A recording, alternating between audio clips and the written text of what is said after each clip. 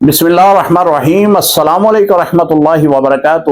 محمد بن یابین فیصل آباد سے پوچھتے ہیں کہ مفتی صاحب، نبی علیہ الصلوۃ والسلام کو یتیم کہنا کیسا؟ سیدی اعلیٰ حضرت امام احمد رضا خان بریلوی رحمۃ اللہ تعالی علیہ فتاوی رضویہ کے اندر لکھتے ہیں کہ حضور علیہ الصلوۃ والسلام کو یتیم یا مسکین کہنا ناجائز اور حرام ہے، کیونکہ معاشرے کے اندر ایسے الفاظ کا انتخاب حضور علیہ الصلوۃ والسلام کے ساتھ کرنا شریعت اس کی اجازت نہیں دیتی۔ حضور علیہ الصلوۃ والسلام آپ کی پیدائش سے پہلے ہی نبی علیہ الصلوۃ والسلام کے والد محترم دنیا سے تشریف لے گئے تھے۔ اس میں حکمت تھی، اللہ کے ہاں ایک بہت بڑی حکمت تھی جس کا ذکر اللہ تعالیٰ نے قرآن پاک میں کیا ہے۔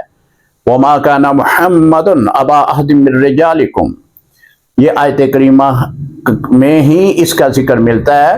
تو یہ ایک حکمت کی بنا پہ اللہ تعالیٰ نے حضور علیہ الصلوۃ والسلام کے والد محترم آپ کو آپ کی پیدائش سے قبل ہی اپنے ہاں بلا لیا تھا، لہٰذا حضور علیہ الصلوۃ والسلام کی طرف یتیم کا لفظ جو ہے اس کو منسلک کرنا، ان کو منسوب کرنا سیدی اعلیٰ حضرت نے حرام لکھا ہے۔ السلام علیکم ورحمۃ اللہ وبرکاتہ۔